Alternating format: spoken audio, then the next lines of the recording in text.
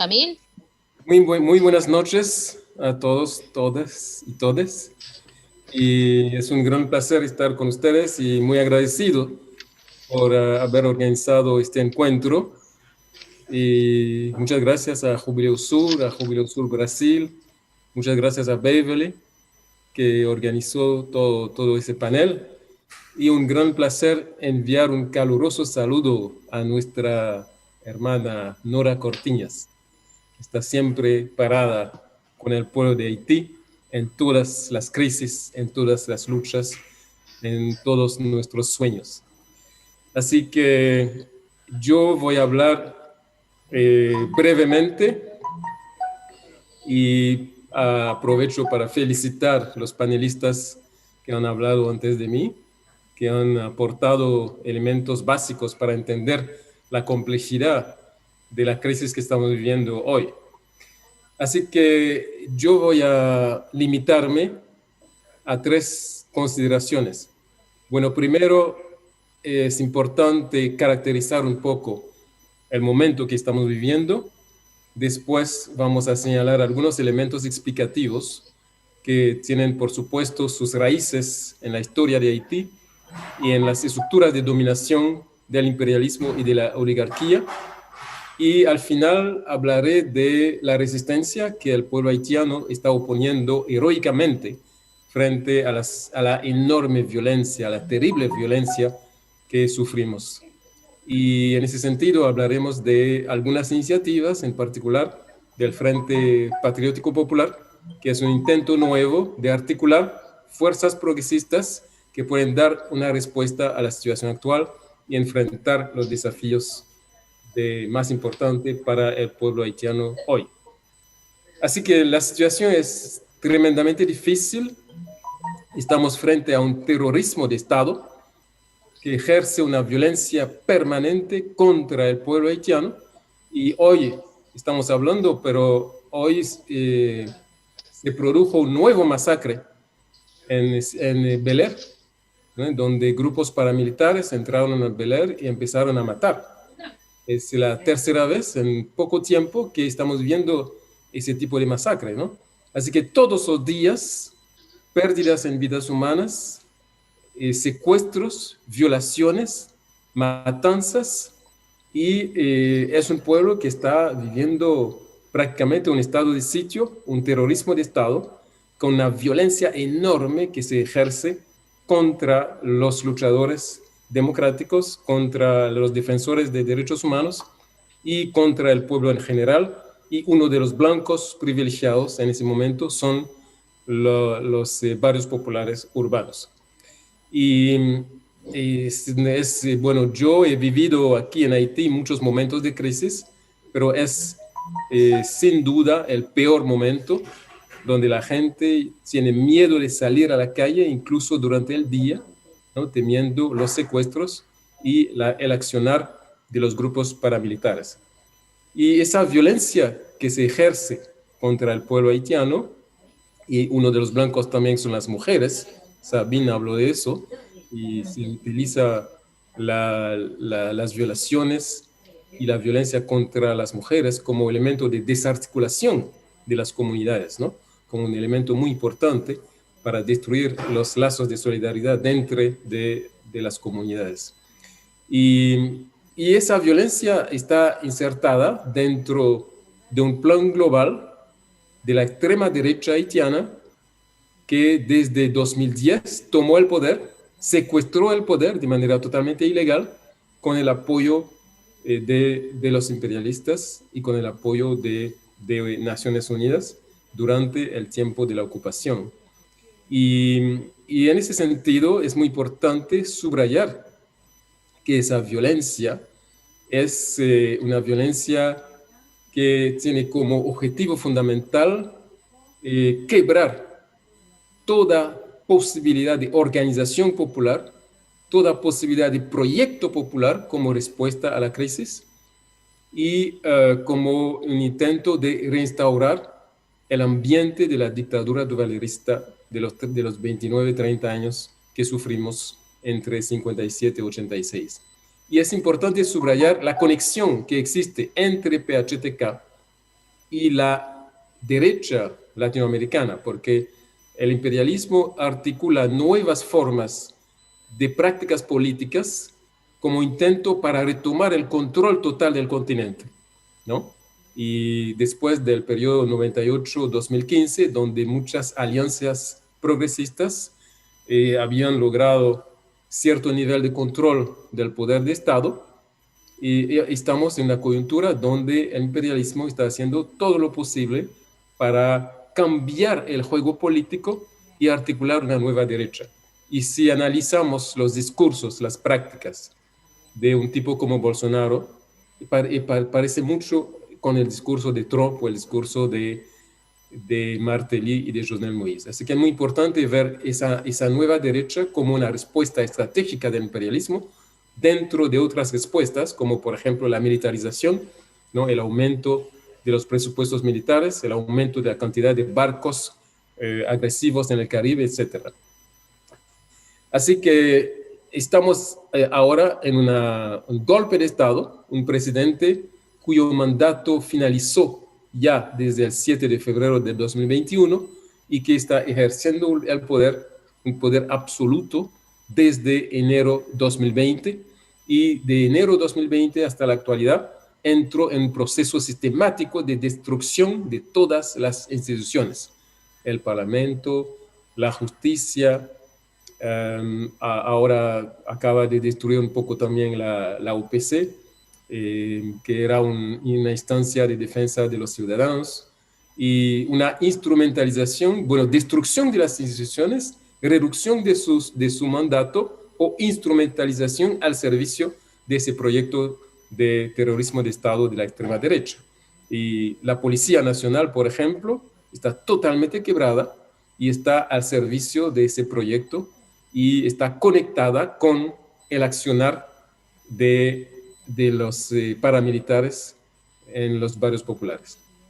Y en ese sentido es fundamental ver que esa violencia permanente contra el pueblo haitiano beneficia de un silencio casi total a nivel de la prensa internacional y también del apoyo casi unánime de los imperialistas europeos y estadounidenses. Solamente durante las últimas semanas hubo un inicio de cambio de lenguaje donde hay una cierta toma de distancia con respecto a Jovenel Moïse desde Naciones Unidas y desde algunos senadores y diputados de Estados Unidos, con una carta firmada de 70 congresistas estadounidenses que hacen una denuncia bastante clara de lo que estamos viviendo hoy en Haití. Así que es muy importante que los movimientos de solidaridad puedan explicar lo que está pasando, ¿no? Y para explicar lo que está pasando no hay tiempo, pero vamos a evocar 5 elementos que permiten explicar ese nivel de violencia que el pueblo haitiano está sufriendo hoy. Bueno, primero, por supuesto, todos conocen la característica de la Gran Revolución de 1804, revolución antiesclavista, anticolonial, que introdujo una ruptura con el sistema capitalista y que sufrió una respuesta muy violenta desde los imperialistas, incluyendo la famosa deuda de la independencia, donde tuvimos que pagar durante casi un siglo más de 70-80% de los ingresos del Estado. Y esa naturaleza de la revolución haitiana explica que desde esa época hay una reinserción de la economía haitiana dentro del sistema capitalista, pero una reinserción particular que toma en cuenta esta revolución enemiga que hay que aislar y también que toma en cuenta, por supuesto, todos los elementos señalados por Mamira de un capitalismo que tiene un racismo sistémico, y hay que también ver ese elemento fundamental que explica un poco las relaciones y el modo de inserción de la economía haitiana en la economía mundial. El segundo elemento es la ocupación militar del 15, donde hay una transformación profunda del Estado de Haití con una nueva situación de tutelaje, de control desde el exterior, desde el Departamento de Estado, que se asegura que la clase política está totalmente bajo el control de las orientaciones estratégicas definidas por el Departamento de Estado.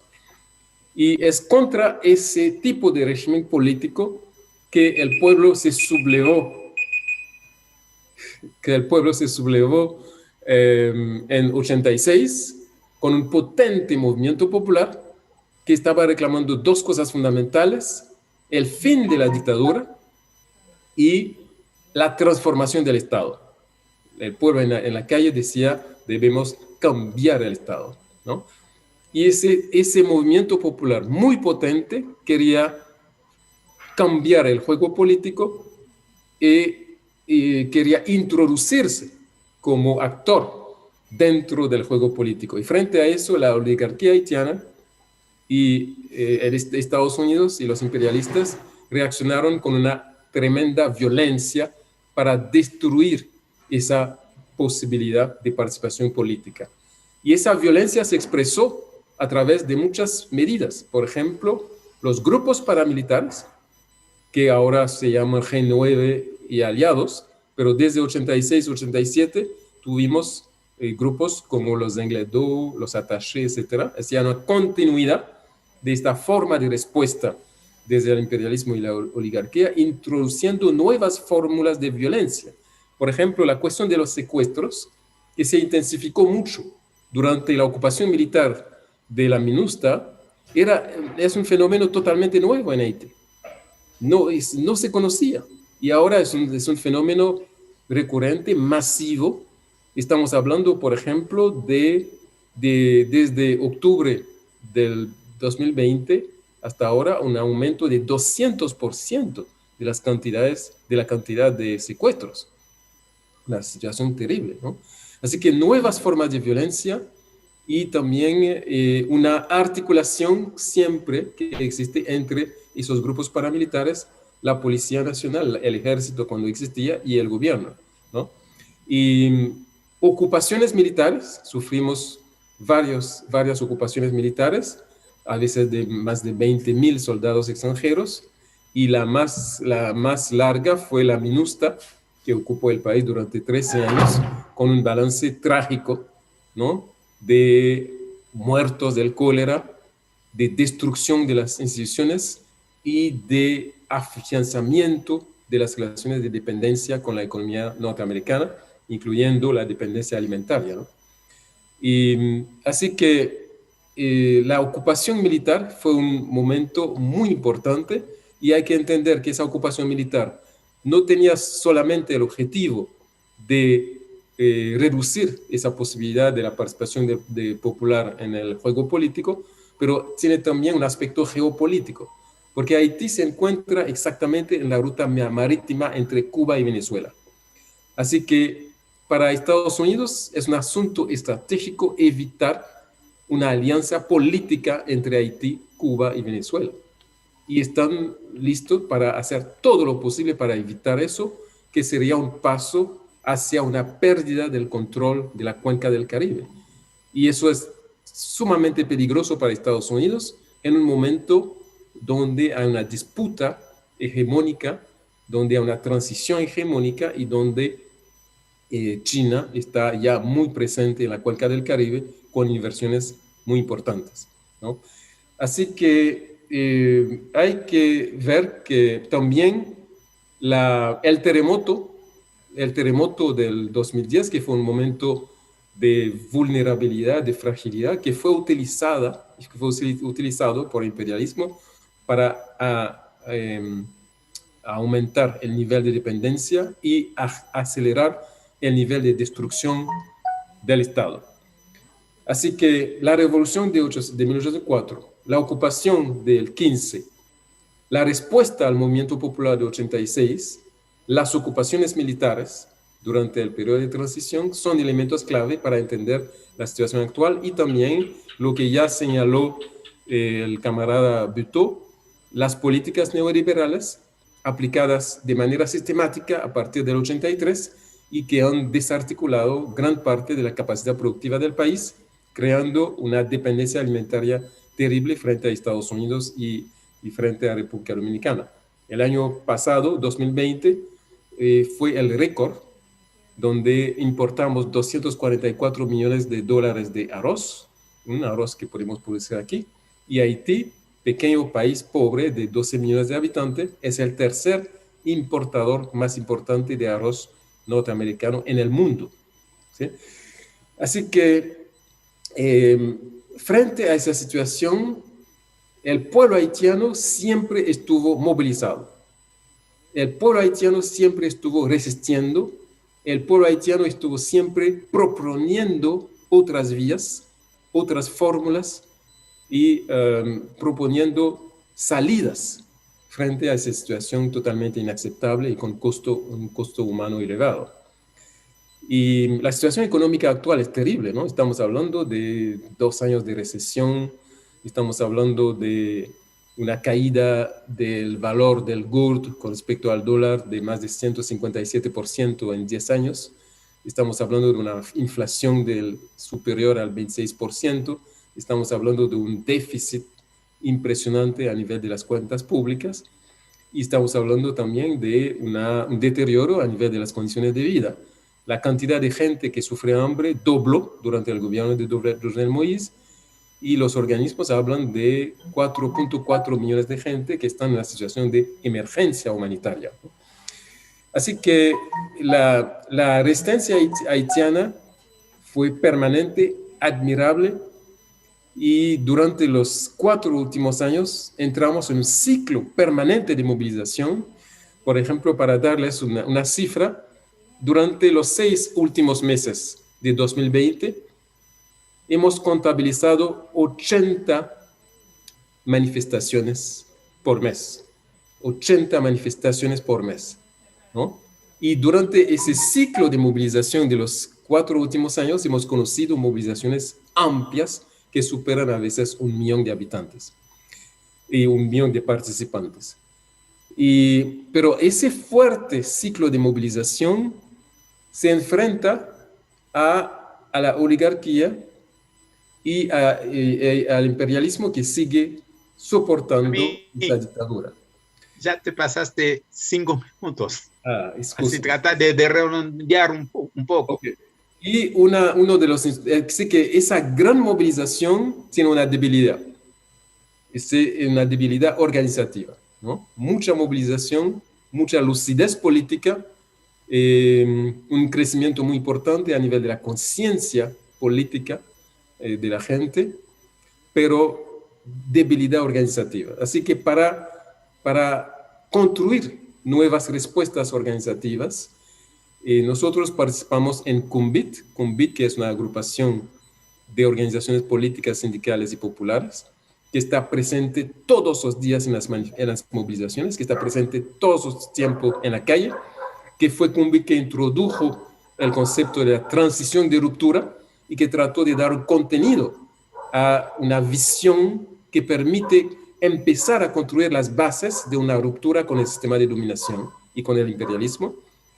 Y también estamos participando en un frente que se llama Frente Patriótico Popular, que es una innovación política donde hay presencia de partidos políticos de izquierda y representantes de 7 frentes de movimientos sociales antisistémicos. Y estamos en un proceso de construcción a nivel de CUMBIT y a nivel de FPP para poder articular una respuesta que permite no solamente terminar con la dictadura de Jovenel Moïse, hacer fracasar la agenda imperialista y la agenda de Jovenel Moïse, que quieren realizar un referendo constitucional totalmente inaceptable y elecciones al final del año bajo el control exclusivo de la extrema derecha.